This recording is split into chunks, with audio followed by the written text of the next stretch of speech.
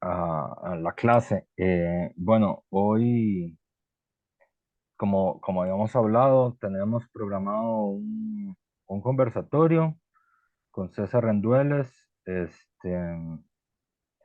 lo cual a mí me alegra mucho.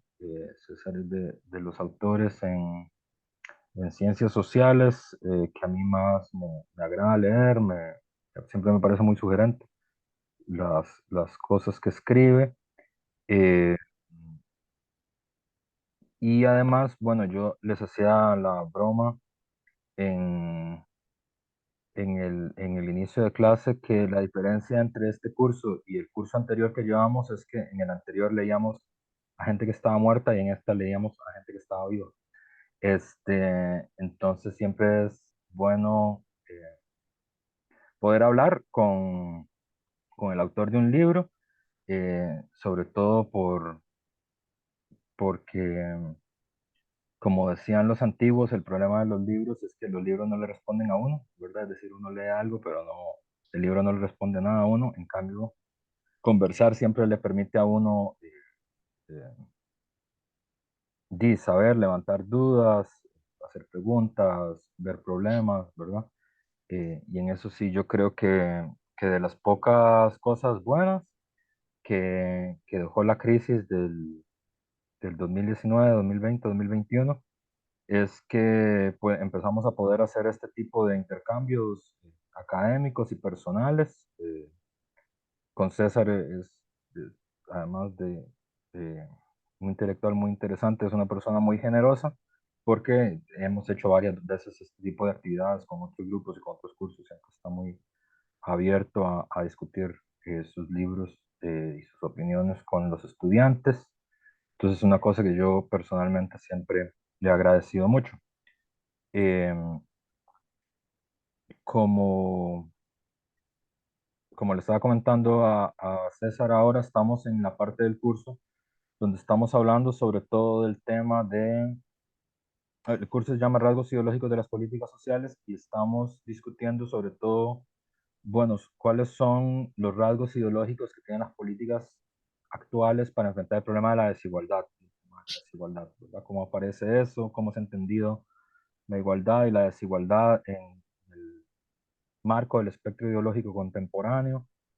Eh, y bueno, y eso como se puede ver para las personas que se dedican a las ciencias sociales, el trabajo social. Es un poco la idea. Eh, Todas las personas aquí se leyeron el libro bueno, las partes del libro que había que leer, pero yo creo que, y la gracia es que, como te dice, hagamos un intercambio ahí de preguntas y de dudas y esto, pero eh, antes de darle la palabra a César, que es obviamente a quien venimos a escuchar, y no al profesor, porque al profesor lo escuchan todas las semanas, este, sí creo que era importante hacer como un marco, porque obviamente César no tiene por qué ubicar cómo se da la discusión sobre la desigualdad en Costa Rica, ¿verdad? Es decir, estamos haciendo este debate aquí y bueno, ustedes cuando terminen la carrera van a trabajar en la aplicación de políticas sociales en Costa Rica, probablemente. Entonces, ¿qué es lo que podemos decir? No, lo que no es discutible, digamos, lo que no es opinable en Costa Rica sobre la desigualdad, porque obviamente hay muchas opiniones, pero hay cosas que no son opinables. ¿Qué cosas no son opinables? Que Costa Rica está dentro de los 10 países más desiguales de América Latina, ¿verdad? Costa Rica tradicionalmente, su historia y su ideología está asociada a la idea que es un país igualitario, ¿verdad? Y eso está en el himno nacional, inclusive, ¿verdad? La idea de que es un país de labriegos sencillos, es decir, de gente que está igualada hacia abajo por la pobreza, como que hay una pobreza que iguala hacia abajo y que le da base a su democracia política. Eh, y es una idea, digamos, que ha sido muy fuerte en el país, pero sin embargo, digamos, en las últimas 3 décadas, lo que es un hecho es que Costa Rica se ha transformado en un país extraordinariamente desigual a un ritmo muy veloz, ¿verdad? Tanto que inclusive sus tasas de desigualdad son superiores a países que nosotros siempre imaginamos como más desiguales que Costa Rica, por ejemplo, El Salvador, ¿verdad? Mi padre, como les he contado, era salvadoreño y a mí de niño lo que más me asombraba, que me contaba él de El Salvador, era que en El Salvador habían 14 familias que eran dueñas de todo el país, ¿verdad? Y aquello a mí me parecía una cosa monstruosa y que le daba razón a mi papá de haberse ido de aquel país. Bueno, en Costa Rica se calcula que hay 16 familias que son prácticamente dueñas de casi todo el país, ¿verdad? Es decir, ahí lo que varió fue dos familias, ¿verdad? Y hoy los datos empíricos, digamos, que no son opinables, digamos, no, es que hoy Costa Rica es más desigual inclusive que El Salvador, ¿verdad? Es decir, el coeficiente de Gini, que es una medida muy discutible, pero que se usa, y hay bastante acuerdo de usarla, del país pasó de 0,45 a 0,52 en 3 décadas. Eh, y en el 2021 rompimos récord de desigualdad en la historia del país, es decir, hace 2 años fue el año más desigual de la historia del país desde que hacemos ese tipo de contabilidades. Y el coeficiente de Gini llegó a 0,517 si se mide por hogar o 0,524 si se mide por persona, ¿verdad? Es decir, es una tasa de desigualdad muy grande que creció a mucha velocidad eh, en un país donde, es decir, puntear como uno de los 10 más desiguales en América Latina es muy dramático porque aunque es muy discutible que es América Latina, inclusive algunos autores discuten si no es poco riguroso hablar de América Latina para referirse a sociedades tan desiguales, con historias políticas tan desiguales y todo esto. Yo sigo usando el término América Latina, pero sé que hay un debate en la filosofía y en las ciencias sociales sobre eso, porque yo creo que sí hay dos elementos en los que independientemente de en qué lado del espectro ideológico usted esté, hay un acuerdo de que tiene que ver, que es parte de las marcas de América Latina. América Latina son sociedades violentas, es decir, la marca de la violencia es una marca transversal en América Latina, la violencia política, la violencia social, y son sociedades desiguales también, ¿verdad? Es otra marca que está muy desde el inicio de las sociedades latinoamericanas, y estar dentro de los 10 más desiguales, en la zona más desigual del mundo, pues es dramático, aunque en general pensamos poco sobre eso. Los últimos datos del país es que hay una de cada tres costarricenses es una persona empobrecida, es decir, que vive con menos de 2.000 colones al día, eso es $3,75 por día, más o menos. Y las diferencias entre el primer quintil de la sociedad, es decir, el 20% de las familias más empobrecidas de Costa Rica, su ingreso mensual es de 200.000 colones, que eso es 357, 358 euros al mes, digamos, para traducirle a César, a europeo. Y el quinto quintil, el 20% de las familias más ricas del país, ingresan más o menos unos 2,5 millones de colones. Esos son 4.474 euros por mes, más o menos. Eso es con quintiles. Hay datos que todavía no sabemos. Por ejemplo, el país no tiene datos de cuánto puede ser el ingreso del 1% más rico del país. Eso no está en ninguna estadística. Y de hecho es difícil en Costa Rica saber cómo es la vida de los más enriquecidos del país. Yo les hacía una broma a los estudiantes que, como muchos de ellos ya están institucionalizadas, están haciendo prácticas institucionales. El sistema de monitoreo de los empobrecidos en el país es muy eficaz y uno podría saber, no sé, de qué color es la ropa de una persona empobrecida si se esfuerza hoy, fijo, ese dato está en algún lado, en algún lugar y probablemente lo encuentre, pero es poco en general lo que se puede saber de las personas más enriquecidas de este país, ¿verdad? Entonces ese es un poco el marco en el que está Costa Rica, ¿verdad? Que obviamente es, tiene similitudes, tiene diferencias con el marco en el que se da la discusión en Europa. Y ya haciendo ese marco, le daría como el pie a César, más bien para que nos contara una cosa más general que creo que puede ser que sirva para, para abrir, digamos, de la discusión, que es que nos cuente, bueno, la historia del libro, ¿verdad? ¿Cómo sale? ¿Cuál era la intención de escribirla? ¿Le llamó la atención a quienes hicieron la animación que tardaras tanto escribiendo el libro? Decís que es un periodo largo, ¿verdad? Eso salió ahí en la discusión sobre la animación, que justo coincidió también con un evento mundial que es, todavía estamos analizando, que es el encierro y la pandemia, ¿verdad? Entonces, si nos contás la historia del libro y cuáles son las intenciones y cuál será el impacto, creo que es una buena forma como empezar a hablar del libro, ¿no? Bueno, muchas gracias. Eh, es un placer estar con todas vosotras, con vosotros. Yo di muchos años clase en una facultad de trabajo social, así que bueno, eh, la verdad es que me da gusto, ¿no? Volver a tener contacto con estudiantes de esta disciplina, ¿no? El libro efectivamente, bueno, pues no es que tardara mucho en escribirlo, de hecho tardé relativamente poco porque yo soy bastante lento. Pero sí estuve mucho pensándolo. Empecé a pensarlo, bueno, pues hace sí, más de 10 años, 11 12 años, al calor de un conjunto de movilizaciones que, bueno, sois muy jóvenes, no sonarán de nada y además es una cosa muy española, muy europea, ¿no? Que fueron las movilizaciones del 15M, fueron un conjunto de manifestaciones muy grandes que hubo en España eh, después de la crisis de 2008, la crisis económica de 2008, una movilización muy importante contra la especulación económica, también contra la corrupción política, ¿no? Una movilización ciudadana inmensa, enorme, además que duró mucho tiempo, muchos meses y que fue una conmoción muy grande para la sociedad española, ¿no? Y a mí me empecé a pensarlo allí porque en medio de esas grandes movilizaciones, todas esas manifestaciones y concentraciones, me daba cuenta que aún así había sesgos de clase muy grandes en esas movilizaciones.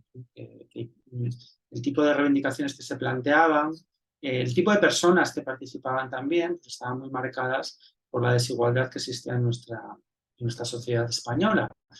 Digamos, lo que más indignaba a los manifestantes era que, bueno, pues que jóvenes como vosotras, ¿no? Tenían un grado universitario, tal vez incluso un posgrado, habían estudiado idiomas, ¿no? Pues de repente no tuvieran oportunidades de encontrar un trabajo como se les había prometido. Los manifestantes en general pues eran, sí, gente de clase media baja, media y media alta, ¿no? Pero había muchos menos de clase baja y sobre todo había muy poca gente migrante. Y a mí digamos que empecé a pensar en lo extraño que era que incluso en movilizaciones con un fuerte componente crítico igualitarista como aquellos, tendieran a reproducir cierto elitismo. O sea, empecé a pensar en cómo había pasado que el elitismo se nos había metido tanto en los huesos, se nos había metido la desigualdad tanto en los huesos que, bueno, pues nos costaba incluso verlo. Bueno, desde entonces la verdad es que la desigualdad ha empezado, al menos en España y en Europa, sospecho que en prácticamente todo el mundo, ¿no?, a formar parte de nuestras preocupaciones cotidianas. Eso, por ejemplo, en Estados Unidos es algo que se ve muy bien, ¿no? Hasta la crisis de 2008 nadie hablaba de desigualdad, nadie. En España era igual y supongo que en la mayor parte de Latinoamérica también, ¿no? Era un debate muy académico, muy especializado, pero que nunca ocupaba las páginas de los periódicos, o al menos las páginas más destacadas. Yo creo que eso ha cambiado mucho. Realmente desde entonces, ¿no?, hay una preocupación política muy distinto signo, ¿no?, por la desigualdad grande. Creo que la razón es no solo el aumento de la desigualdad, que es algo que, por ejemplo, en mi país, en España, ha sido brutal de 2008. España era un país con una desigualdad moderada, en la media de la Unión Europea, y hemos pasado a ser los países más desiguales de Europa, ¿no?, desde la crisis de 2008. Entonces, no solo por la magnitud de la desigualdad, insisto, es muy importante, sino porque cada vez somos más conscientes, yo creo, de los terribles efectos sociales que tiene no solo la pobreza material, es decir, no tener para pagar la electricidad, no tener para pagar la comida, no tener para pagar el transporte. No me refiero a eso. Me refiero a los terribles efectos sociales que tiene la mera desigualdad.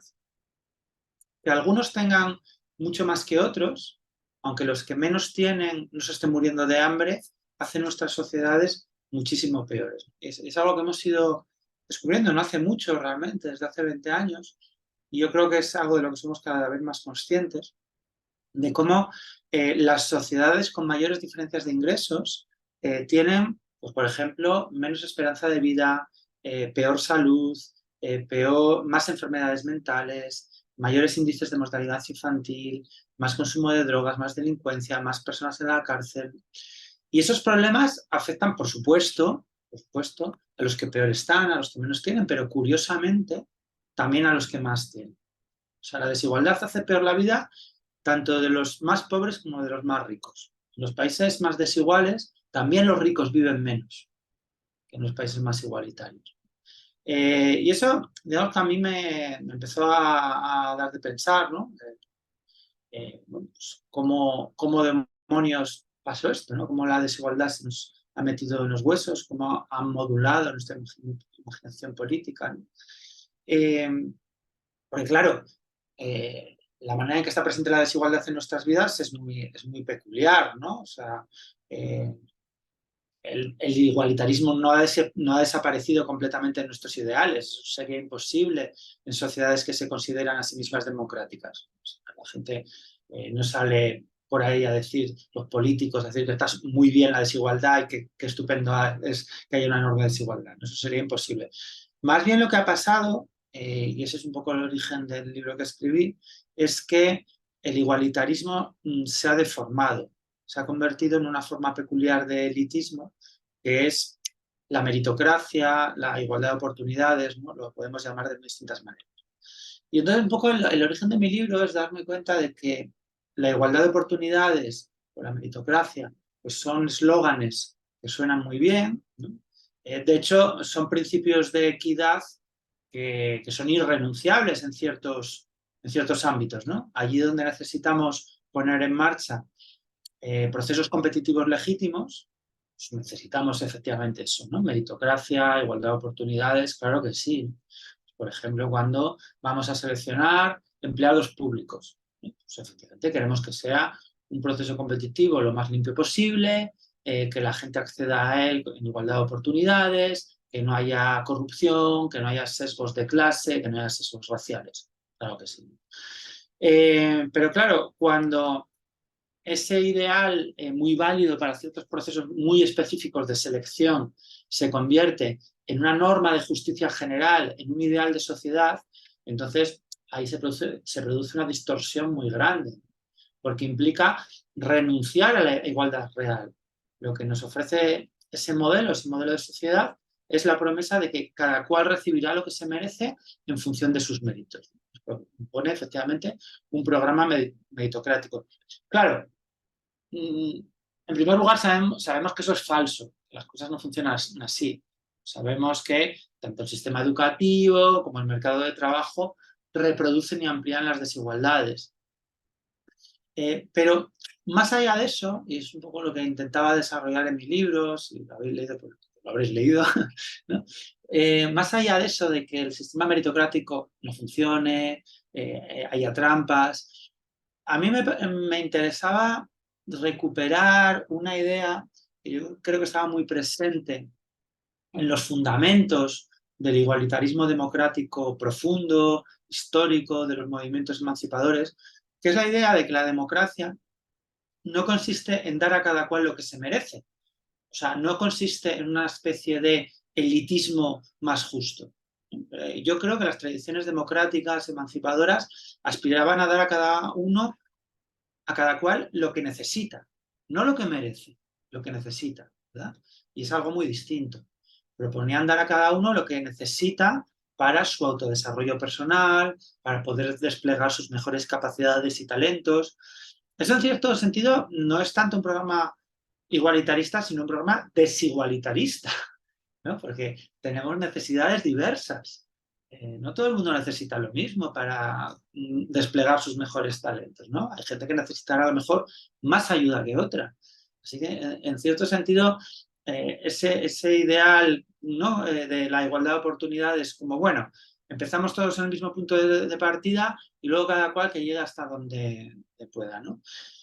A mí me parecía que era una traición a los ideales democráticos, porque fijaos, yo también empecé a pensar algo que yo creo que es importante, que es que, y es una idea muy escandalosa que yo creo que muchas veces no pensamos, la democracia presupone algo realmente llamativo y muy escandaloso, como digo, y es que todos los despliegues personales tienen la misma dignidad, que todos los despliegues de todas las personas, todas las posibilidades de autodespliegue, de autodesarrollo personal, tienen la misma dignidad. Que el de un noble y el de una persona discapacitada, el de un aficionado al fútbol y el de un poeta, el de un médico y una madre. Claro, puede haber algunos desarrollos personales más útiles socialmente que otros. Eso es objeto de discusión, ¿no? Pero todos son igualmente dignos. ¿No? Y entonces, bueno, el hecho, pues imaginaos, ¿no? De que un gran futbolista como Messi, ¿no? Pues no hubiese tenido las oportunidades necesarias para desplegar sus talentos, nunca hubiese tenido un balón de fútbol o un sitio donde entrenar, ¿no? Y nos hubiésemos quedado sin disfrutar de sus jugadas en el campo de fútbol, no es ni más ni menos importante, no es ni más ni menos digno que el hecho de que una persona discapacitada que podría llegar a aprender a hablar con ayuda adecuada no lo haga porque no dispone de esa ayuda. Ese es el ideal democrático. No hay despliegues personales más dignos que otros. Todos tienen la misma dignidad. Esa es una idea muy escandalosa porque si os dais cuenta, todo a nuestro alrededor conspira en la dirección contraria, ¿no? Para decirnos, no, no, hay gente que es mucho más importante, ¿no? Sería terrible quedarnos sin sus talentos. Sin el talento de ciertas personas, esta sociedad sería mucho peor. Otras importan menos, no es tan importante. Bueno, en ese sentido, un poco la moraleja del libro es que el igualitarismo no es una especie de control antidoping antes de la competición social, sino más bien el igualitarismo es una forma de limitar los efectos de la competición. Y desde ese punto de vista, esa idea tan habitual, ¿no? Del ascensor social, que habréis oído seguramente, es una aberración, es un disparate, ¿no? Porque implica aceptar que alguien, la mayoría, pues se tiene que quedar abajo. Y claro, en una democracia pues no debería haber distintos pisos, no debería haber estamentos, no deberían hacer falta ascensores. Un poco, al final, la moraleja del libro, y era un poco lo que yo quería justificar, es que el problema de la meritocracia es que al final siempre es una forma de justificar los privilegios de las élites.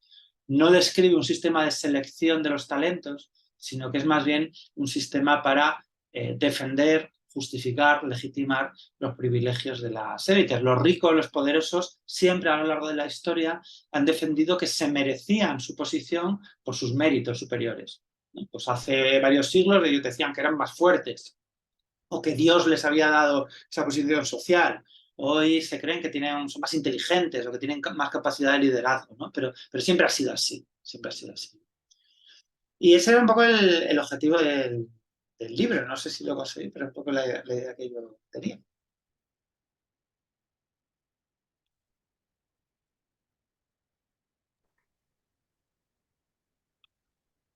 Bueno, podemos empezar con las preguntas, ya que César hizo la introducción.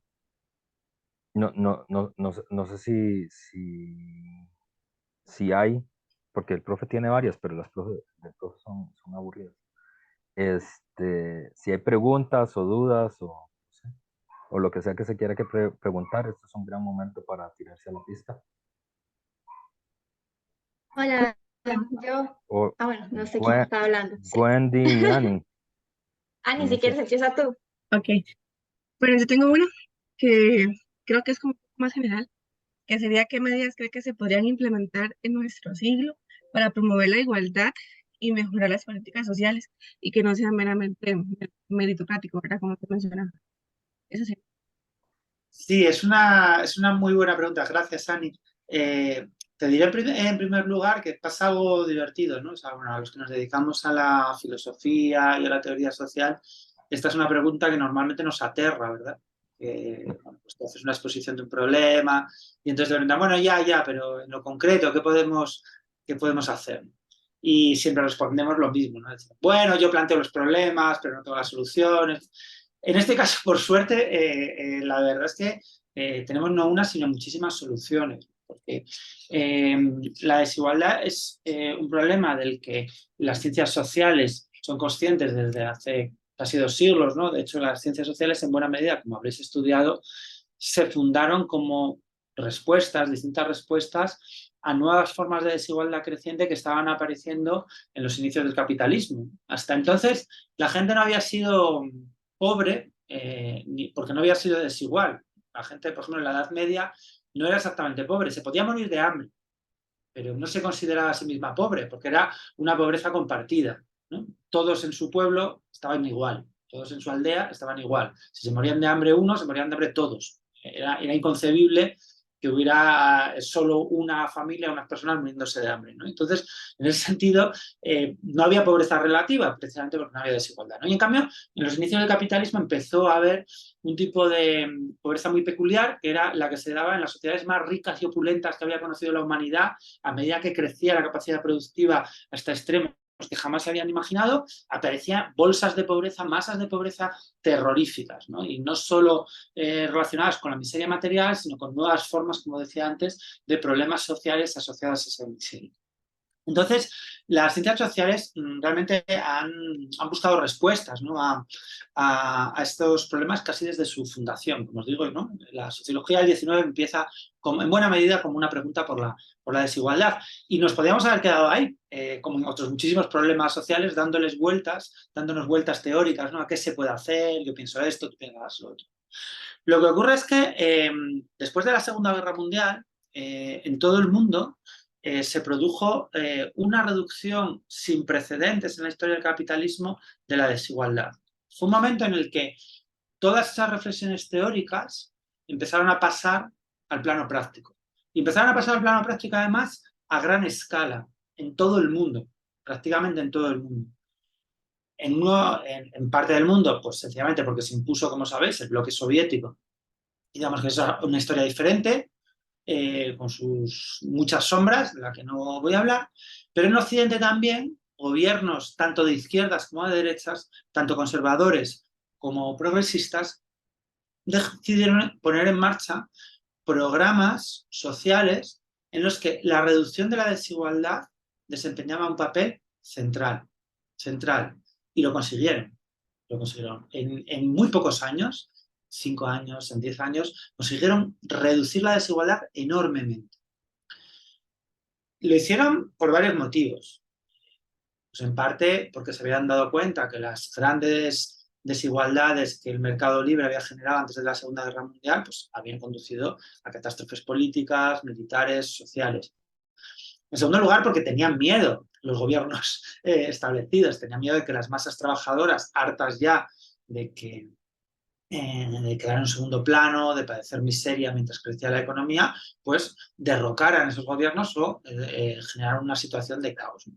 Y en tercer lugar, porque de alguna forma la movilización militar de la Segunda Guerra Mundial, que había afectado pues, a muchísimos países de todo el mundo, había sido un periodo de justamente reducción de las desigualdades y planificación de la economía. Eso es muy habitual. Entonces, cuando exiges a la gente que vaya a morir por su país, pues normalmente muchas veces se hacen reducciones de la desigualdad o se ponen en marcha reducciones de la desigualdad, bueno, pues, para que no se sientan agraviadas esas personas por los privilegios. El caso es que mucha gente, efectivamente, después de pasar por el ejército, se preguntaba, bueno, si el Estado es capaz de poner en marcha, ¿no? Todos estos recursos para ganar una guerra, si es capaz de movilizar a millones de personas, construir fábricas, construir hospitales, construir escuelas militares, etcétera, ¿por qué no es capaz de hacerlo para construir políticas sociales, universidades, escuelas, hospitales civiles en tiempo de paz, ¿no? O sea, ¿por qué para una cosa el Estado, lo público es tan eficaz y en tiempo de paz parece que eso es imposible, ¿no? Digamos que todo eso se conjugó para que después de la Segunda Guerra Mundial en todo el mundo se produjera un consenso en torno a la necesidad de reducir la desigualdad.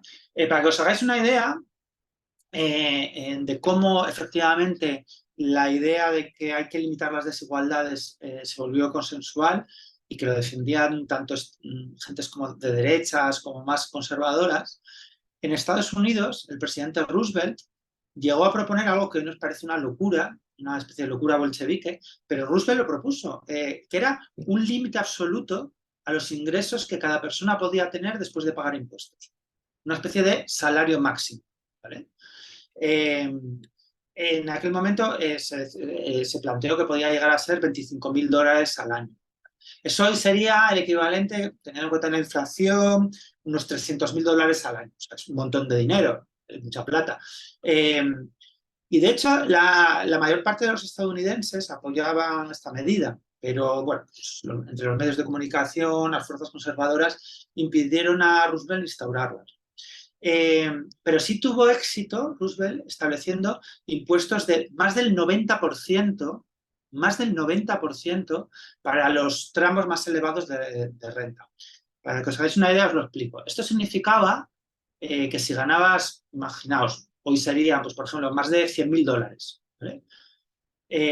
A partir de ese nivel, los primeros $100.000 se tributaban a lo que tributasen, ¿no? Que sean los impuestos normales. Pero a partir de ese nivel, cada dólar adicional que ganaras, el Estado se quedaba con el 90%, 90 centavos. Bueno, eso hoy nos parece una locura, ¿no? Pero lo cierto es que hasta los años 70 eso era normal. Eso lo tenían, lo plantearon, lo defendieron y lo mantuvieron gobiernos no solo de izquierdas, también conservadores, en Inglaterra, en Francia, en Alemania, en Italia, en muchísimos países. Así que una primera cosa que podríamos hacer es volver a tomarnos en serio los impuestos. Porque desde entonces, uno de los problemas que tenemos para implementar políticas sociales siempre es que no tenemos dinero, no tenemos ingresos. ¿Por qué? Pues porque los ricos y sobre todo las grandes empresas, prácticamente todo el mundo, han dejado de pagar impuestos. En mi país, en España, pero es un fenómeno global, la mayor parte de los ingresos fiscales, los impuestos, han dejado de proceder de las rentas del capital, las grandes empresas, para empezar a ser de las clases trabajadoras. ¿Sí? O sea, tenemos grandes empresas multinacionales en España que pagan menos del 15% de sus beneficios en impuestos. Yo pago mucho más. Es una primera medida muy básica, ¿no? Sabemos que hay otras medidas muy importantes que funcionan muy bien, ¿no? Relacionadas con la sanidad universal y gratuita, por ejemplo. Sabemos que la educación gratuita y universal es otro elemento de igualdad muy importante. Sabemos que las ayudas directas a las familias en forma de rentas familiares son también elementos cruciales que eliminan casi automáticamente la pobreza infantil.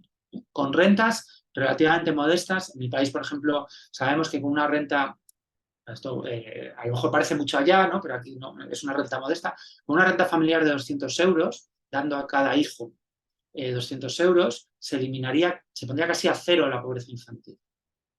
En términos de políticas sociales, al margen de ese bagaje clásico, ¿no? Que tenemos de políticas sociales públicas, recaudación de impuestos, etcétera, yo creo que hay dos grandes medidas, esto es muy contextual, pero hay como dos grandes medidas estructurales que tenemos que plantear para reducir drásticamente las desigualdades. El primero es implementar políticas ambiciosas de vivienda pública. Hay un problema de las políticas sociales tradicionales, de los estados de bienestar más o menos tradicionales, que es que dieron un giro entre los años 60 desde la preocupación por la propiedad de los medios de producción, de las empresas, de la vivienda, ¿no?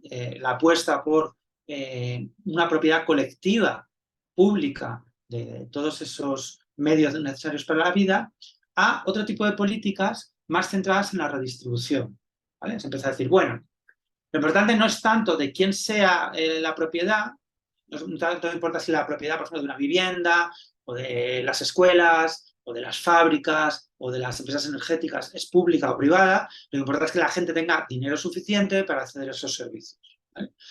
En ese momento parecía una buena idea, y en algunos casos seguramente lo fue, pero nos ha dejado muy inermes. Y ahora, por ejemplo, lo que vemos es que en mi país, ¿no?, que casi cualquier política social que uno ponga en marcha supone una subvención para el mercado inmobiliario. O sea, tú, de alguna manera, pones una renta, una ayuda para las personas más desfavorecidas en forma de una renta, un ingreso mínimo vital, como tenemos ahora en España, y lo que implica es que esa ayuda va a ir destinada casi inmediatamente a pagar el alquiler de la vivienda.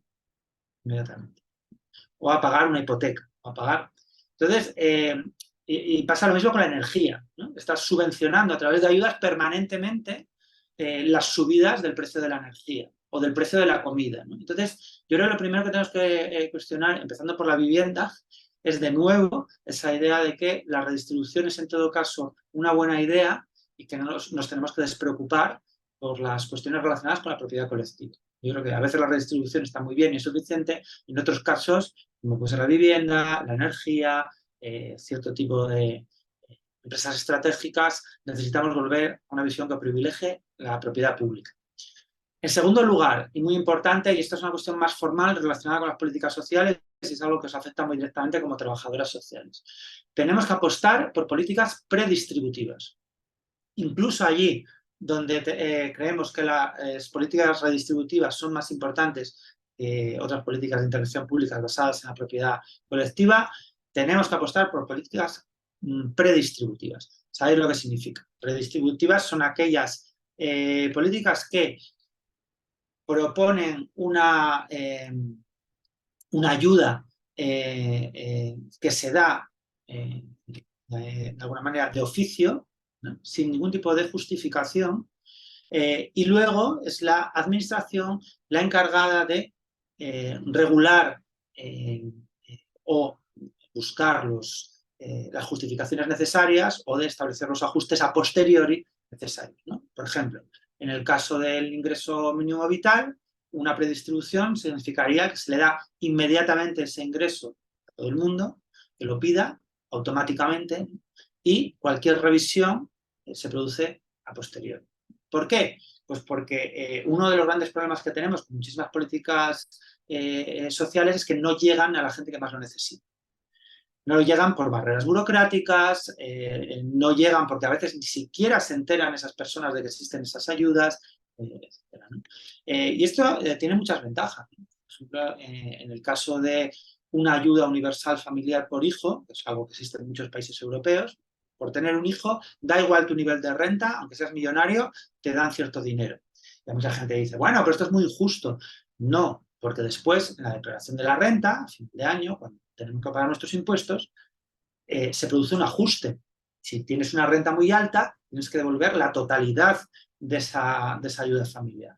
Pero, para empezar, todo el mundo la recibe, sin discusión. Entonces, dar ese paso hacia políticas predistributivas que dejen de desconfiar de las personas que necesitan ayuda, que renuncien a esa capacidad, ¿cómo decirlo?, ¿no?, de supervisión permanente, a esa desconfianza permanente, muy meritocrática también, ¿no? Esa idea de que si necesitas ayuda tienes que mostrar que te la mereces, ¿verdad? O sea, que eres digno de esa ayuda, a ver si va a haber por aquí vagos que se benefician de esa ayuda. Yo creo que romper con esa lógica perversa de la desconfianza, con esa lógica pastoral, ¿no?, de estar vigilando a quien necesita ayuda, es absolutamente crucial para unas sociales capaces de afrontar nuestros problemas.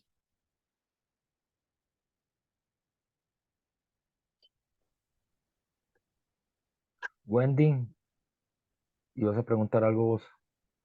Sí, primero que todo, darle muchas gracias por el espacio y vamos a ver si me logro entender. Por ejemplo, está en el texto, plantea, digamos, que la desigualdad ha secuestrado la democracia y que esa igualdad material es como esencial para lograr una sociedad que sea verdaderamente democrática. Pero aquí esto a mí me lleva como a preguntarme también en lo referente a la democracia, ¿verdad? Porque ¿qué tanto podemos decir que, por ejemplo, no sé, en los países de América Latina tenemos una verdadera democracia, porque más bien son como modelos de democracia, o sea, entre comillas, que son como un tipo de prototipo que se intenta aplicar teniendo en cuenta, digamos, grandes países, grandes potencias, digamos, que nos dicen cómo tienen que ser las cosas. Entonces, no sé, como también cómo se podría lograr ese equilibrio, digamos, entre lo que se plantea que es la democracia o cómo podría ser una verdadera democracia y una sociedad verdaderamente igualitaria, rompiendo con esta idea de la igualdad de oportunidades por ejemplo, usted decía esto de que la democracia no debería ser algo que tenga ascensores, ¿verdad? Entonces, ¿cómo podemos romper con esa idea de la igualdad de oportunidades que solamente lo que hace es como perpetuar ese elitismo y beneficiar a los que más tienen y también lo que tiene que ver en lo referente a la democracia, digamos, de cómo se podría llegar a una verdadera democracia cuando solamente estamos aplicando un tipo de prototipo modelo que no sé si me estoy dando a entender, pero Bien, bien. Sí, no, es una pregunta muy, de nuevo, muy interesante, ¿verdad? Porque, bueno, ya sabéis que hay muchas medidas empíricas de la calidad de la democracia que valoran muy distintos aspectos, ¿no? Eh, eh, Concretamente en Latinoamérica hay toda una tradición de estudios muy buenos, que tratan de cuantificar empíricamente por la calidad de las democracias. Y son interesantes y están bien, y yo creo que son muy informativos. Además, desarrollan a veces metodologías participativas muy interesantes. A mí, la verdad es que lo que más me interesa de pensar, ¿no? Cómo podríamos fortalecer nuestras democracias, cómo reformarlas, es precisamente la idea de que la democracia es un ideal complejo. Es un ideal complejo que además no nació, como a veces nos cuentan, ¿no? Pues precisamente en la antigua Grecia y a partir de finales del siglo XVIII, sino que es un ideal que, precisamente porque es muy complejo, algunas de sus dimensiones han estado presentes en muchísimas sociedades a lo largo de la historia, muchísimas sociedades no occidentales a lo largo de la historia. Dimensiones que tienen, por ejemplo, que ver con la desconfianza respecto a la autoridad.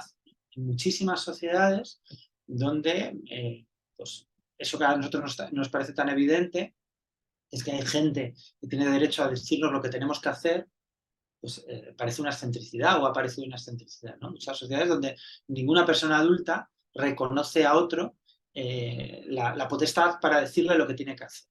Tiene potestad para intentar convencerle, pero no para decirle lo que tiene que hacer, ¿no? Y han sido precisamente sociedades particularmente igualitarias, esas en las que simultáneamente hay una libertad individual muy grande.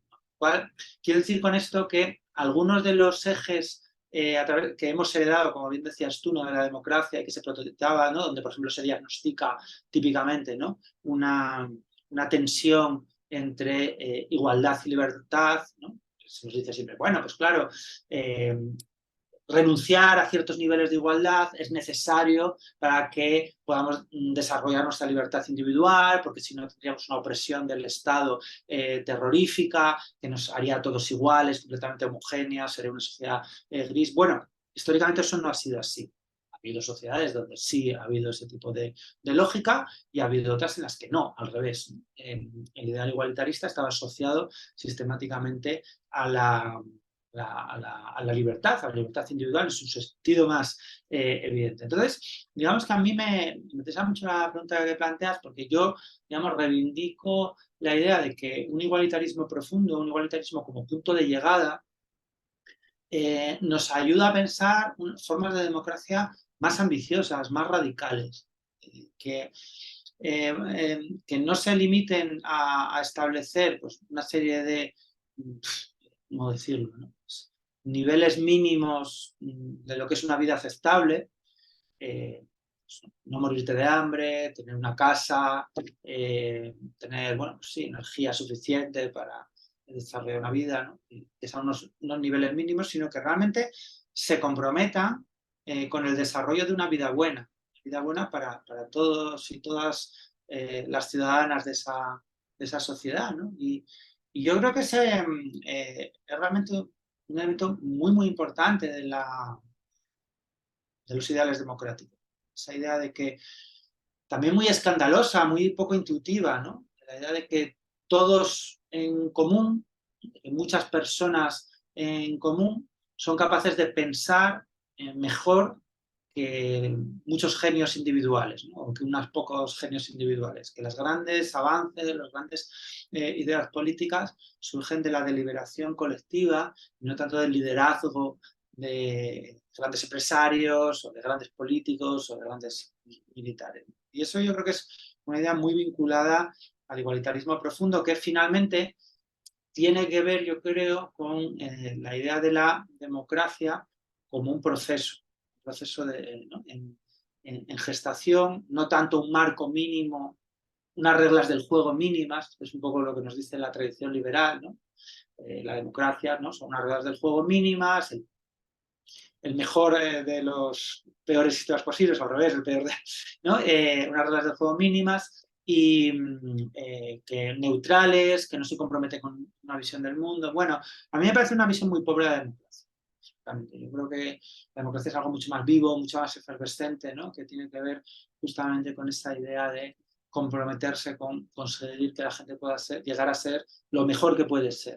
Conseguir que la gente despliegue todos sus talentos y no solo con garantizar que, bueno, pues no te maten por decir lo que piensas y no te mueras de hambre. Francamente, me parece unos ideales muy de vuelo bajo, ¿no? De vuelo rasante. Yo creo que un poco más que a eso podemos aspirar. Claro, sí, sí, sí. Muchas gracias, César. Y también hay como qué papel podría tener la cultura y la educación, que yo creo que son como ejes muy importantes en la sociedad para esto mismo, digamos, cómo podemos llegar a esa colectividad de una igualdad profunda, ¿verdad? Que sea como el esqueleto de la democracia que queremos, esa democracia reivindicativa. Sí, es una pregunta también muy interesante. César, César, Sí, solo para encuadrarte una cosa, antes de la pregunta de Wendy, perdón. En el caso, España debe ser parecido, pero en el caso de Costa Rica, la relación con la educación es una relación también muy profunda, de larga edad, porque el país, en la imaginación nacional, digamos, en la ideología nacional, se supone que el país es un país que tiene más docentes que militares. Esa es la idea, como digamos, como disolvió el ejército en los años 50, digamos, la idea de la educación como una de los centros de la vida del país ha sido muy importante, y la idea de que la educación es un nivelador social es una cosa muy establecida, y ahora estamos en un momento donde está generalizada la discusión sobre la crisis de la educación en el país, en medio de una desigualdad que el país nunca había vivido. Entonces está como enmarcado ahí el asunto, que creo que era sí, importante sí. ponerlo ahí nada más. Muy interesante esto que me contáis los dos. Eh, porque precisamente yo tengo sentimientos encontrados, ¿no? con este tema. ¿Por qué? Bueno, por un lado yo comparto esta idea, ¿no? Yo creo que esa centralidad de la educación en un proyecto nacional habla muy bien de ese proyecto nacional, ¿no? Habla de su entronque con la ilustración en última instancia, con la idea de que efectivamente a través de, no desde la educación en un sentido académico, craso, ¿no? De la mera transmisión de conocimientos, sino la idea esa que los ilustrados llamaban Bildung, la idea de que uno tiene que construirse a sí mismo y que ese es un proyecto colectivo, ¿no? De que uno tiene que autodesarrollarse, autodesplegarse sus mejores talentos a través de un proceso autoactivo, que nadie te lo puede dar, nadie te lo puede imponer, tienes que desarrollarlo tú mismo. A mí me parece que esa es una idea, efectivamente, muy vinculada también a la idea de la democracia como un espacio de intervención ciudadana, donde si no hay una participación activa del conjunto de la ciudadanía, eso es una democracia muerta. O sea que, por un lado, comparto plenamente esa idea, ¿no? De la centralidad de la cultura de la educación en un proyecto democrático digno de tal nombre. Por otro lado, al mismo tiempo, yo creo que cada vez más lo que vemos es que la educación está así entendida en un sentido muy limitado, educación formal, en enseñanzas medias o incluso en la universidad, asume una carga demasiado pesada en los proyectos igualitaristas, ¿verdad? Y resulta al final que aquello que no ha hecho los impuestos, aquello que no ha hecho la sanidad, aquello que no ha hecho bueno, los proyectos de vivienda pública, aquello que no ha hecho las políticas sociales, tiene que hacerlo la educación. Y además eso yo creo que es muy malo también para la educación, porque claro, cuando se carga esa bolsa, esa mochila tan pesada al proyecto educativo en un contexto tan meritocrático, al final lo que pasa es que la propia educación acaba reproduciendo esas lógicas meritocráticas. Y es algo, por ejemplo, que yo veo mucho en mi país. De repente lo que se dice es, no, la educación es el último recurso que tiene, o el único recurso que tiene la gente pobre para competir en el mercado de trabajo o con los ricos. Lo primero es que es mentira. Es mentira. O sea, jamás van a poder competir con los ricos. Jamás, jamás. Da igual lo que estudien. No van a poder competir con los ricos porque los ricos tienen todas las cartas compradas desde el kindergarten, desde el jardín de infancia. Nacieron ya con todas las cartas compradas. No van a poder ganar esa partida de póker. Las cartas están trucadas. Es mentira. Pero es que además eso, digamos que coloca una responsabilidad en las personas más desfavorecidas si fracasan, cuando fracasan. Y lo normal es que fracasen. ¿De verdad? Porque lo siente como una responsabilidad propia. Dicen, no lo hice bien, no me esforcé, tomé malas decisiones, ¿no? Entonces, se traslada una responsabilidad estructural a esas personas a través ¿de cuál? De la educación. Entonces, yo tengo sentimientos encontrados. Por un lado, creo que la educación es un componente y la cultura son componentes esenciales completamente de los mejores proyectos igualitaristas. O sea, yo creo que si el igualitarismo sirve para algo, ¿no? Para que eso que nos promete la educación y la cultura sea una realidad, es ser mejores versiones de nosotros mismos a través de la educación, insisto, entender en un sentido muy amplio, que incluye seguramente pues, el deporte, las artes, un montón de cosas que ahora mismo no llamamos ni cultura ni educación, que tiene que ver con las relaciones personales, el trato con los demás, ¿no? Un montón de cosas más. A mí me parece central. Pero al mismo tiempo desconfío mucho, ¿no? De cómo, más que la educación, la formación ha pasado a ser una especie de fetiche que lo arregla todo, me parece. Y que cualquier problema social que se nos ocurre, parece que la formación es la respuesta para todo. Yo creo que tenemos que hacer, sobre todo los que nos dedicamos al negocio de la cultura y la educación, un trabajo fino, delicado ahí, ¿no? De reivindicar una versión ambiciosa de la educación, una versión ambiciosa, y esa versión ambiciosa es, de nuevo, profundamente igualitarista y profundamente reactiva o distante, ¿no? De los modelos formativos, competitivos y meritocráticos que existen.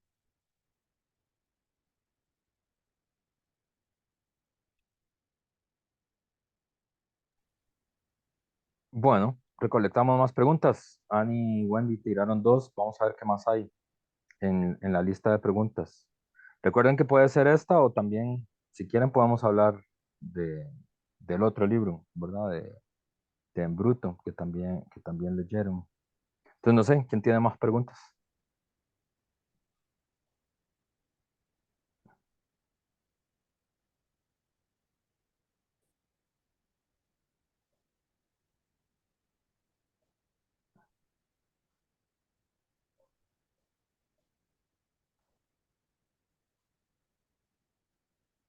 El silencio, el cómodo del Zoom. Eso es malo para los profesores. El Zoom nos ha hecho más impacientes. Como que el tiempo corre más lento en Zoom que en el salón de clase.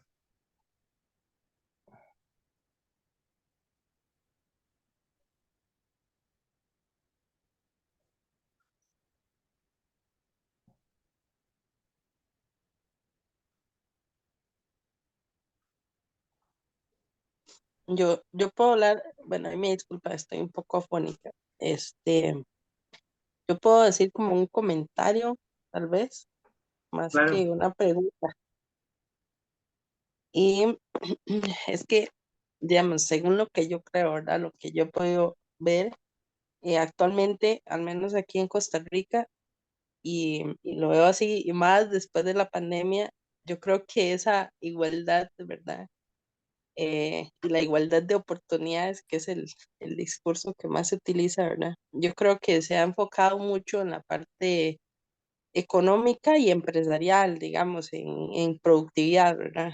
Y yo creo que se ha asumido que ya se han superado otras desigualdades. Por ejemplo, se hablaba de la educación, digamos, y yo lo veo puesta en el imaginario de mi lugar, de donde yo vengo, en donde están, ¿verdad? Mi familia, quizás no como donde me encuentro ahora, que es ¿verdad? El imaginario de la universidad y cómo se habla dentro de una universidad, que es una cuestión más crítica, ¿verdad? Y que uno tiene otra visión, basándome en lo que yo escucho cuando voy a mi pueblo de origen, ¿verdad? Las personas creen que ya la desigualdad, digamos, en educación ya se superó, ¿verdad? Que todas las personas pueden tener acceso, al menos aquí en Costa Rica, a una educación gratuita, pero incluso ahí hay desigualdades y como le digo, eso se deja de evidenciar porque ya la mayoría de personas se cree en el discurso de que ya eso se superó y así en muchas otras ramas, incluso en lo productivo, porque bueno, mi familia es una familia productora de café, pequeños productores, ¿verdad? Y en cuanto a eso, yo también lo veo, que siempre se dice, ¿verdad?, que están abiertas todas las puertas para que los productores, tanto grandes productores como pequeños, puedan tener acceso a los insumos, ¿verdad?, a los productos, y al fin y al cabo, los pequeños no tienen ese acceso. O sea, está el discurso de que sí se puede acceder, pero no se puede, porque se necesitan un montón de condiciones, la meritocracia, ¿verdad?, para poder tener ese acceso. Incluso, digamos, yo lo veo por ahí, ahora, después de la pandemia, lo que creo es que por ahí se empezó a tener el ideal de que la igualdad venía por los emprendimientos, porque era cuestión de las mismas personas que no se impulsan, ¿verdad?, a crear sus empresas, a ser, como le digo, productivos y a tener, a ser sus propios jefes, por ejemplo. Entonces yo creo que un poco como que se ha desplazado la idea general de igualdad y la igualdad real, ¿verdad? Y se ha desplazado un poco hacia la parte económica y empresaria. Entonces muchas personas actualmente incurrieron en esa idea de que debían de ser, ¿verdad? Pues emprender con sus propias empresas y muchas personas de esas ahorita están enfrentando un montón de deudas porque no tienen las condiciones, porque eso es un discurso, digamos, y no tienen las condiciones, no tienen la apertura para poder realmente tener, ¿verdad?, un negocio propio. Entonces creo que se ha ido un poco esa igualdad por ese lado. Entonces, ese es mi comentario. Súper interesante también.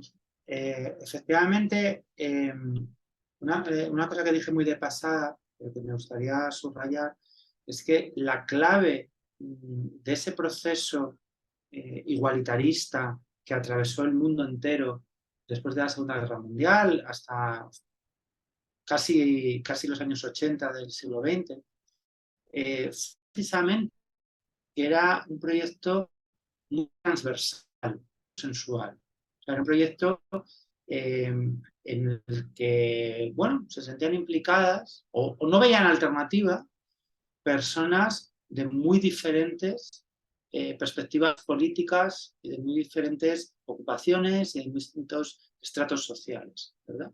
Les parece alternativa. Era una sociedad desestructurada, con muchísimos problemas sociales, pero no era una idea específicamente de izquierdas o propio, ¿no?, de personas con grados universitarios o algo por el estilo. La derecha, las personas conservadores, tenían una visión de la igualdad diferente, por supuesto, de la de las personas de izquierdas o progresistas, pero ¿no?, que era algo muy transversal, un poco como hoy lo es la libertad de expresión. Pues seguramente las personas más progresistas no tienen la misma visión de la libertad de expresión que las personas más conservadoras, pero nadie sale en público a decir que está en contra de la libertad de expresión, ¿verdad? Sería absurdo, sería ridículo, ¿no? Nadie dice eso en una democracia. incluso aunque lo piense, no lo dice, ¿no? Pues con la igualdad pasaba algo parecido. Pero decía esto porque realmente había también una versión conservadora de la igualdad cuyas principales preocupaciones tenían que ver con que esa igualdad fuera compatible con la responsabilidad, ¿verdad? Con el hecho de que bueno, pues contribuyeras a la sociedad que te estaba ayudando, que te estaba dando en proporción a tus capacidades, ¿no? Porque eso de a cada cual según sus necesidades tiene una segunda parte, que es de cada cual según sus capacidades. En términos de impuestos, pero también en términos de bueno, una cierta disposición social a colaborar, a contribuir, ¿no? Y eso, digamos que yo creo que ha quedado un poco en esas versiones de la igualdad de oportunidades muy centradas en lo productivo, en el aprendizaje, etcétera, porque ha quedado un resto de esa versión conservadora de la igualdad que se ha trasladado ahí. Porque mucha gente desconfía efectivamente, ¿no?, de cualquier proyecto de igualdad profunda porque le parece que de esa manera se fomenta la irresponsabilidad. Les parece que si a todo el mundo le diéramos lo que necesita para llevar una vida digna, entonces nadie se esforzaría. Bueno, a mí me parece, insisto, es un punto importante. De la responsabilidad, las obligaciones, son un elemento que no hay que caricaturizar, que es importante y que hay que pensar, ¿no?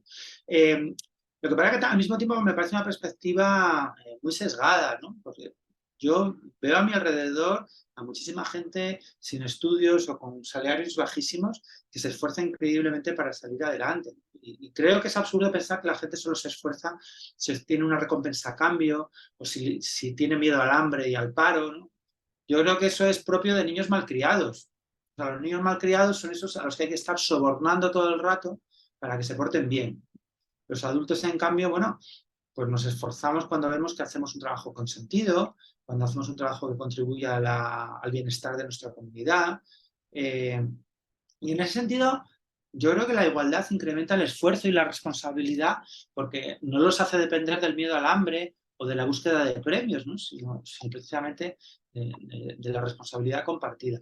Esto lo contaba muy bien un economista de origen coreano que es en Oxford, y que contaba que en Corea del Sur, bueno, Corea del Sur es un país muy atravesado por políticas neoliberales, muy atravesado por políticas neoliberales, ¿no? Un régimen de competitividad salvaje, muy pocos derechos laborales. Entonces contaba que paradójicamente en Corea del Sur ese régimen neoliberal lo que había fomentado era que todo el mundo peleara denodadamente en sus estudios para ser médico. Todo el mundo quería ser médico. Y nadie quería poner una empresa, poner en marcha ningún proyecto empresarial. ¿Por qué? Efectivamente, porque la medicina era casi la única salida que aseguraba cierta estabilidad vital y laboral. En cambio, si fracasabas en un proyecto empresarial de cualquier tipo, era tu ruina absoluta y la de tu familia, ¿no? Implicaba tener muchas posibilidades de acabar en la indigencia. Y es un ejemplo de cómo en realidad una sociedad más igualitarista fomenta el emprendimiento, por ejemplo. Porque implica que te puedas equivocar y que si te salen mal las cosas no vas a acabar en la ruina, no vas a acabar muerto de hambre, sino que te puedes equivocar como hacen los ricos. Los ricos, el derecho que se ganan es el derecho a equivocarse, el derecho a equivocarse en sus estudios, el derecho a equivocarse en sus empresas, ¿no? Que si les va mal pueden volver a empezar. Entonces, de alguna manera, lo que propone el igualitarismo es dar ese derecho a equivocarse a todo el mundo. Ahora no existe. Por eso esas teorías del aprendizaje son tan falsas. Yo creo que a veces la gente atribuye ciertas virtudes a la meritocracia porque la entiende como la posibilidad de que, con independencia de cuál sea tu situación social de partida, tengas la oportunidad de dedicarte a aquello que se te da mejor. Que además esa posibilidad implique, como digo, una cierta responsabilidad social. Pero a mí me parece que eso no tiene nada que ver con la meritocracia, eso tiene que ver con la movilidad social horizontal. ¿Verdad? O sea, es completamente razonable que intentemos que sea pues ingeniera o médico o periodista o cantante quien tiene más talento para ello y con independencia de sus condiciones familiares o sociales. Pero otra cosa muy diferente es que tengan que tener alguna clase de privilegio, ganar más. Y yo creo que es una confusión que genera muchísimos malentendidos.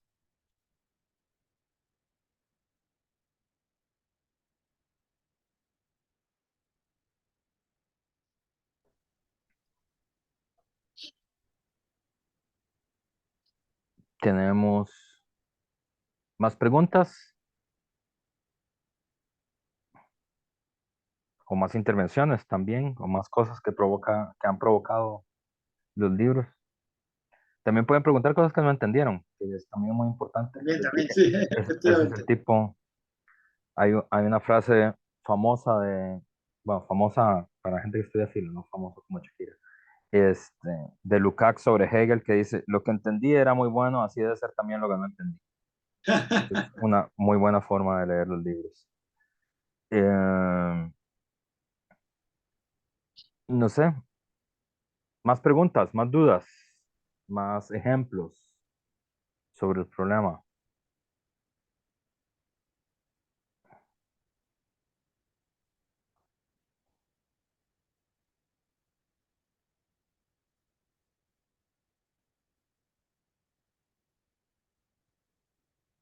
Mucha timidez.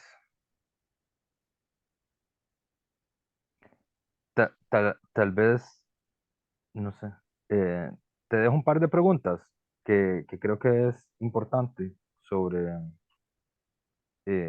más por el lado de los rasgos. A mí, eh, de lo último que dijiste, solo quería hacer una anotación que fue tal vez de las cosas que más me gustó de tu libro, aunque lo tratas en varios lados, que es una cosa difícil de entender, que es, en el mundo contemporáneo, fracasar es un privilegio, es una cosa muy rara, ¿verdad? Es decir, solo la gente privilegiada puede fracasar.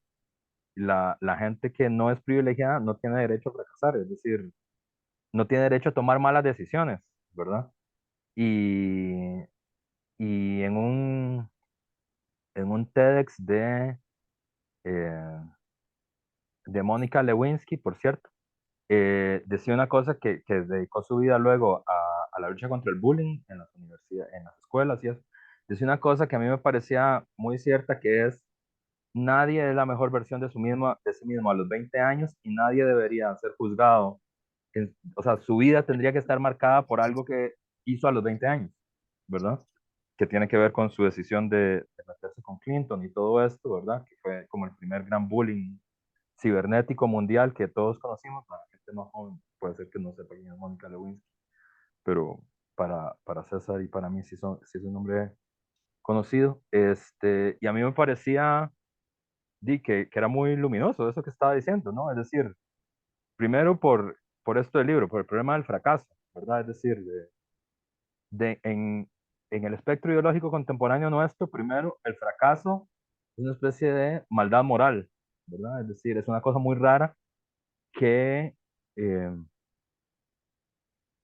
ayer en la clase de filosofía de generales discutíamos sobre este problema del fracaso, porque les puse a leer un capítulo de Pinocho a propósito de por qué Pinocho no quería ir a la escuela, o sea, como cuál era la teoría pedagógica de Pinocho en los primeros capítulos y por qué él no, y quién tenía razón, si Gepetto queriendo mandarlos a la escuela o Pinocho no queriendo ir. Era un poco por ahí. Y no sé cómo esa discusión terminó en el problema del éxito, ¿verdad? Eh, que son chicos que son muy jóvenes, chicos que tienen 17 años, ¿verdad? Y como tenía pensado que íbamos a hablar esto durante la clase, a mí me llamó la atención eso. Primero, ¿verdad? La idea bueno, que el éxito se ha instalado como un valor civilizatorio, ¿verdad? Eh, y que es muy importante y que le sale espontáneamente a la gente decir eso, que eso es lo importante. Eso no es contradictorio con que nuestra sociedad se siga considerando occidental, donde los ejemplos son ejemplos de gente que no tiene ningún éxito, ¿verdad? Es decir, Sócrates es lo más lejano al éxito que uno se puede imaginar, y Jesucristo por lo mismo, ¿verdad? Es decir, si usted quiere poner dos ejemplos pilares de la cultura occidental que no pueden ser calificados como gente exitosa, son esos dos tipos, ¿verdad? Es decir, están lejísimos del éxito en cualquiera de sus dos casos, ¿verdad? Eh, y está ahí, y esta idea como del fracaso, ¿verdad? Se ha vuelto muy dañino y muy brutal, ¿verdad? Justamente por esto, porque decía Levinsky que es todo el mundo, todos los seres humanos a sus 20 años toman decisiones tontas. Es decir, y no, la gente no debería marcar su vida por una decisión mala que tomó a los 20 años, ¿verdad? Y sin embargo, así opera, digamos, el principio de la igualdad de oportunidades y el principio del Sí. sistema meritocrático. Es decir, si no elegiste bien a los 18 años qué carrera querías estudiar, arruinaste tu vida, ¿verdad? Pero a los 18 años uno no tiene por qué tomar buenas decisiones. Es decir, Sí, o incluso antes, ¿no? En España tenemos estadísticas que nos dicen, por ejemplo, según la clase social familiar, en qué medida un niño que haya ido mal en los estudios, en una asignatura, repitiendo el curso, tiene probabilidades de llegar a la universidad. En el caso de las familias de clase alta, el 90% de los niños, con independencia de lo mal que les haya ido en la escuela, llegan a la universidad. En el caso de las familias de clase baja, la proporción es exactamente la inversa. Si les ha ido mal, no van a ir a la universidad. De hecho, es muy interesante que cuando se habla del ascensor social, ¿verdad? Y esa fábula, solo se habla del ascensor social para subir, nunca para bajar. Siempre se nos habla de un esforzado hijo de un obrero que acaba llegando a ser ingeniero, pero nunca nos dicen, nunca nos hablan de el hijo de unos ingenieros o unos economistas que acaba trabajando de peón. Eso nunca pasa, ¿no? Es curioso, ¿no? No, más en serio, yo creo que es un asunto muy importante, ¿no? Y además no solo en la adolescencia, a lo largo de toda tu vida, ¿no? Decía dos autores de un libro sobre la desigualdad muy interesantes. O sea que si quieres vivir el sueño americano, múdate a Dinamarca. Porque es verdad, ¿no? Es mucho más fácil emprender cualquier cosa, no solo una empresa, lo que sea, ¿no? Una asociación, pues, lo que sea. Mucho más fácil en países que tienen un colchón social que te ayuda si te va mal, que en unos sitios donde el fracaso significa la ruina tuya de toda tu familia, ¿no? Y esta es una lección también muy importante para las políticas sociales, porque efectivamente, por eso también hablaba de la predistribución como un elemento muy importante. Me parece que cuando uno recurre al Estado, recurre a las políticas públicas, tiene necesidad de que le ayuden de alguna manera, está inmediatamente reconociendo un fracaso y por tanto renunciando a su autonomía. A medida que recurres a esa ayuda, eres alguien fracasado y por tanto alguien que no sabe, no está capacitado para llevar su vida con autonomía, ¿no? Y entonces te sometes de repente a un régimen de vigilancia brutal, donde todas tus acciones son examinadas con lupa y con una arbitrariedad enorme. En España es un tema que a mí me interesa mucho relacionado, por ejemplo, con la retirada de custodias de hijos, ¿no? Muchas veces son hijos de personas de clase trabajadora, muchas veces migrantes de distintas zonas del mundo, a los que, claro, se les somete a un régimen de vigilancia burocrática brutal y, lógicamente, pues cometen errores. Pero esos errores son los que cometemos todos los padres. Y ni siquiera estoy muy seguro que algunas de esas cosas sean errores, ¿no? A veces distintas visiones de cómo debe ser la crianza, cómo debe ser la docencia. La crianza, cómo debemos tratar a nuestros hijos. Yo, vamos, estoy seguro de que si se nos sometiera a ese régimen de vigilancia pastoral, ¿no? A todos los padres y madres, a más del 50% nos retiraban la custodia de nuestros hijos, ¿no? Porque seguro que bajo la mirada supervisora del Estado estaríamos cometiendo terribles errores en la alimentación, en la limpieza, la educación, ¿no? Cosas terroríficas, ¿no? Que merecen sin duda que nos retiren los hijos. Pero no, a nosotros esos errores se nos consienten. Pero si pides ayuda, porque reconoces efectivamente que has fracasado en esa sociedad exitosa, entonces sí, entonces estás condenado. Entonces tienes que ser sometido, ¿no? A un examen permanente con consecuencias catastróficas.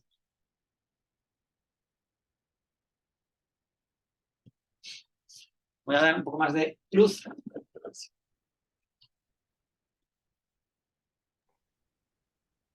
listo. Y la otra, salvo que hubiera otra pregunta por ahí, o lo pueden, si no quieren hablar en público, lo pueden hacer también en el chat. También no hay problema si lo hacen así. Pero la otra cosa que me parecía importante preguntarte es, en el libro hablas de la isofobia en alguna parte, ¿verdad? Como también es un aspecto ideológico que es muy interesante, eh, que es, y vos pones varios ejemplos ahí, ¿verdad? El miedo a la igualdad, ¿verdad? Pones un ejemplo ahí en Galicia, que es muy simpático. Y bueno, y un ejemplo como clásico que es Pro Justo, ¿verdad? Como esta idea de que la, la igualdad de alguna forma te corta el talento o te somete a un régimen policial, o, ¿verdad? Eh, Porque yo no sé si con ellas yo hice este ejercicio, pero eh, con otras generaciones del curso, les hacía la pregunta de, bueno, explíquenme ustedes cuándo han experimentado la igualdad. Descríbame un momento de sus vidas que ustedes dicen, aquí yo estoy ah, sintiendo una experiencia de igualdad, de igualación social, ¿verdad? Y era muy difícil, o sea, normalmente no acertaban, ¿verdad? Un ejemplo. En cambio, cuando preguntaba por un ejemplo de la libertad, les era más fácil decir algo, ¿verdad? Que normalmente estaba asociado a la salida de la tutela de los padres, ¿verdad? Las primeras salidas o la primera vez que no pudo llegar de noche a la casa, ese tipo de cosas, ¿verdad? Pero la experiencia de la igualdad, eh, no, ahí se trancaban mucho, o si no, remitían a experiencias que les parecían feas, como usar uniforme, por ejemplo.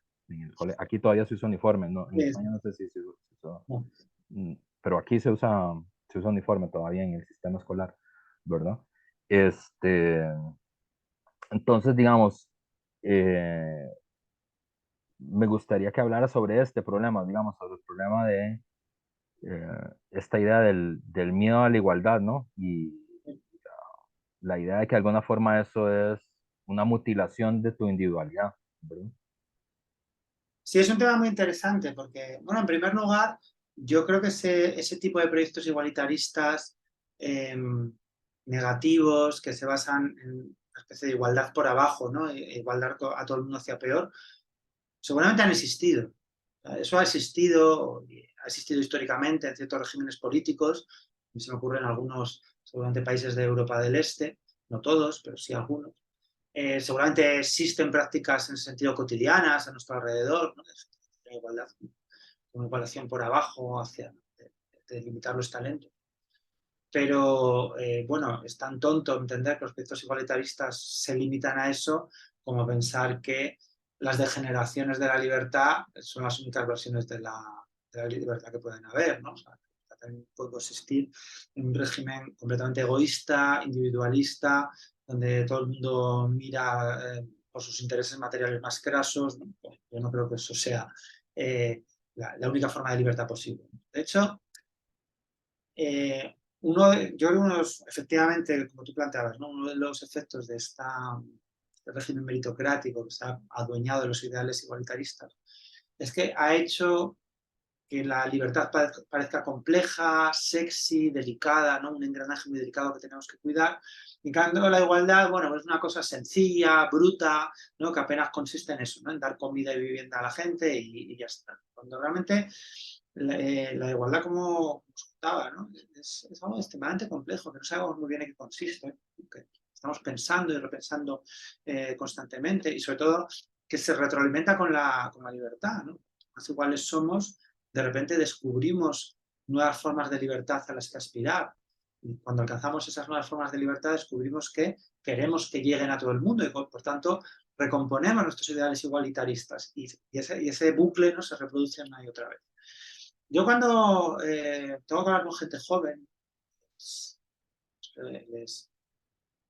me preguntan por esta cosa, siempre les pongo, bueno, pues ejemplos, por ejemplo, en este caso donde hay muchas mujeres, muchas chicas, ¿no? Les digo, bueno, no sé, o sea, vivimos en una sociedad en términos de género más igualitaria, que la que existía hace 80 o 90 años. Yo tengo una relación más igualitaria con mi mujer, excelente con mis hijas, con mis amigas, que la que tenían mis padres, pero desde luego mis abuelos, si no digamos ya mis bisabuelos. Yo no creo que viva una vida peor, en ningún sentido. Yo creo que vivo una vida mejor, relacionándome con personas cercanas a mí, con la mitad de la población mundial, de hecho, de una forma más igualitaria. Pues de alguna forma yo creo que esos privilegios de los que disfrutaban los hombres hace 60 o 80 años hacían peor la vida de todos. Hacían peor la vida de todos. No son privilegios que yo desee recuperar de ninguna manera. Yo creo que harían mi vida peor. Y yo creo que llevamos en primeros, una vida más plena. Que somos mejores versiones de nosotros mismos de lo que éramos. Del mismo modo, yo creo que si mañana abrieran una tienda de esclavos enfrente de mi casa, yo creo que la gente no correría a comprarse un esclavo, ¿no? Porque yo creo que todos entendemos que tener un esclavo era algo que hacía mucho peor, desde luego, la vida de los esclavos, pero también la vida de los dueños de los esclavos, que vivían versiones mucho peores, ¿no? de su vida que la que vivimos como ciudadanos iguales que no pueden disponer de la vida de otra persona. Entonces, a mí me parece que no es difícil encontrar o pensar, ¿no? en cómo la igualdad nos hace vivir vidas más plenas. De hecho, el elenco de realidades sociales en los que se puede ver eso es casi interminable, ¿no? Y además es muy intuitivo. O sea, yo cuando pienso, por ejemplo, algunos de los países más desiguales del mundo que he visitado, Colombia, ahora un poco menos, ¿no? Colombia en los años 90 era un país extremadamente desigual, aparte de muy peligroso. Y yo la verdad es que cuando estaba en Colombia lo que pensaba es que desde luego los pobres vivían muy mal, pero los ricos vivían fatal, que tenían vidas muy malas, y que a mí no me gustaría vivir así. Seguramente tendrían mucho dinero, pero vivían una vida terrible, donde no podían pasear por la calle sin escolta, donde no podían pasear por la ciudad de noche tranquilamente, ¿no? Donde las mujeres vivían aterrorizadas. No sé, a mí me parecía muy mala vida también para los ricos. Yo creo que esa es una idea de cómo la igualdad, de una manera compleja, etcétera, hace nuestras vidas francamente mejores.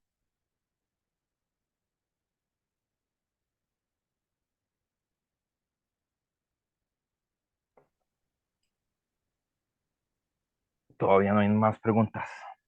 Si no te lanzo una como para que vayamos cerrando, que es otra Muy bien.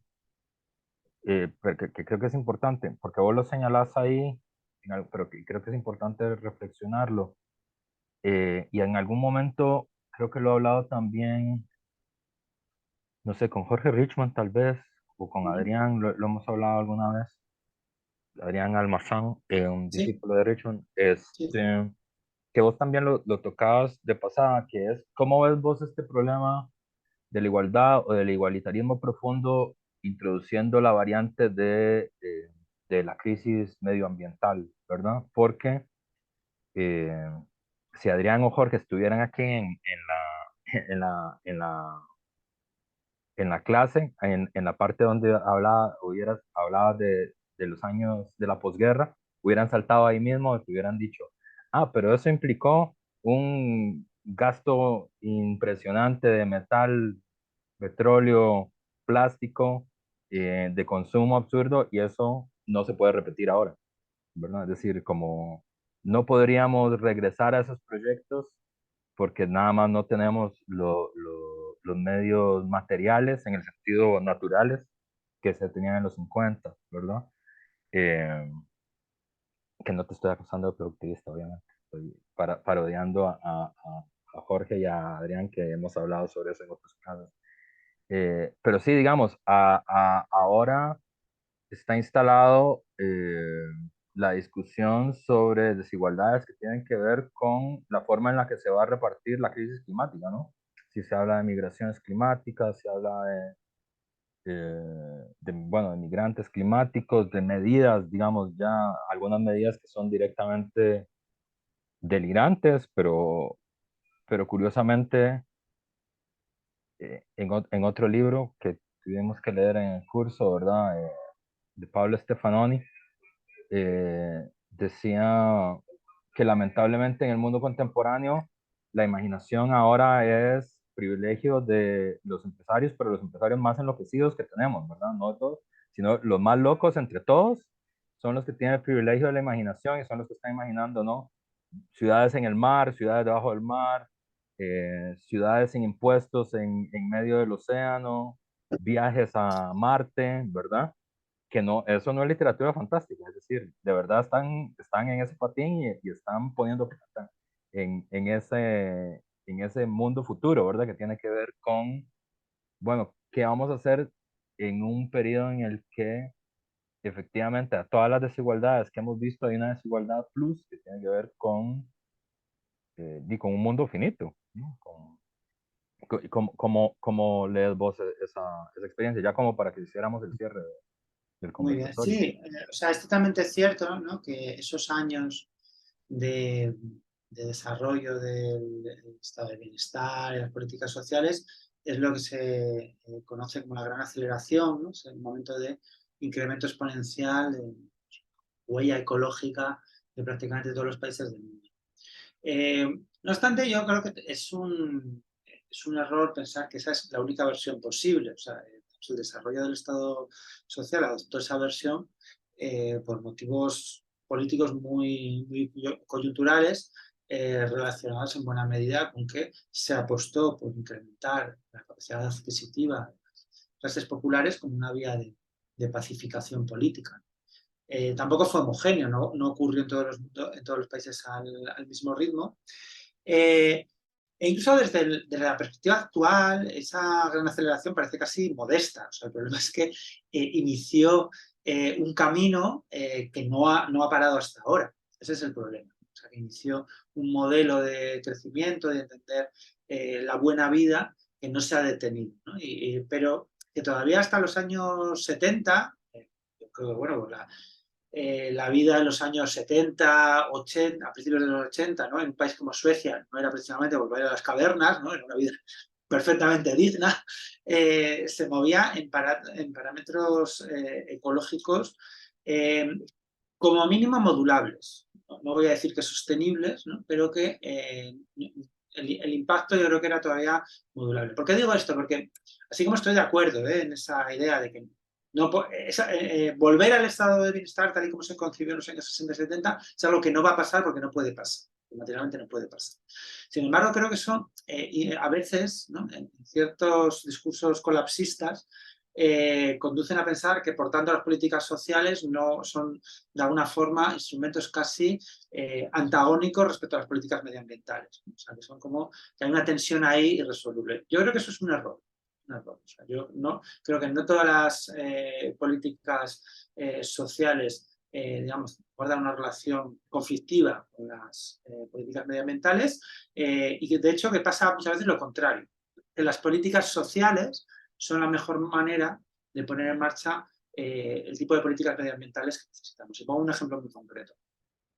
Últimamente, en círculos intelectuales universitarios, pues se habla mucho de crecimiento, de la necesidad, efectivamente, de disminuir el impacto ecológico, sobre todo en los países más ricos y, por tanto, disminuir ciertos niveles importantes de consumo. Claro, cuando planteas eso en público, no en universidades, en público, la gente grita de cólera, o sea, grita de ira, porque dice, a ver, si es que yo no tengo para pagar la calefacción, ¿no? Paso frío en invierno, a duras penas llego a fin de mes, no puedo pagar mi casa, yo tengo que decrecer, pero ¿qué me están contando?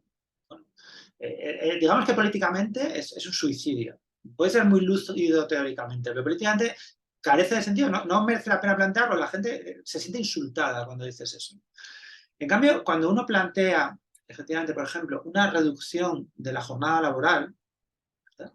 Eso que sabemos que implica, por ejemplo, menos niveles de transporte, menos gasto energético, es una forma de poscrecimiento que la gente acepta mucho mejor.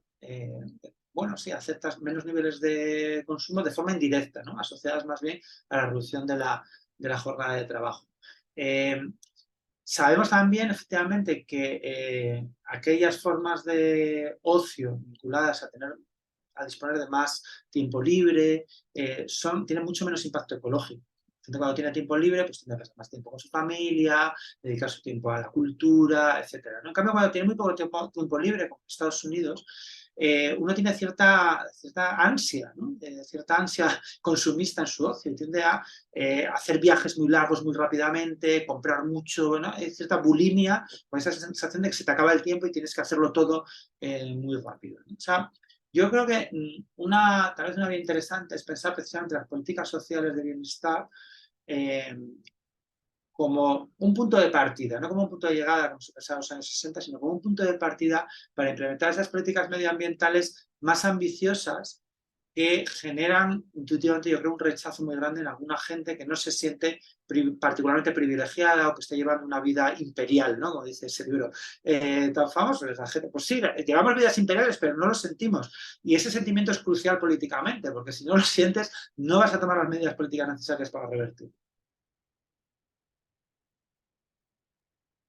Bueno, súper, muy interesante como siempre. César me había hecho la advertencia de que tenía que salir antes a otra clase. Sí, Entonces, vamos a quedar por aquí. Agradecerle un montón a César que la generosidad de siempre querer participar en esto, agradecer las preguntas y nada, hasta la próxima. Hasta el ¿verdad? próximo Muchísimas libro. gracias ¿Qué a es, qué, vosotros qué es lo y próximo que nos tenés en vemos. el tintero? Solo para saber.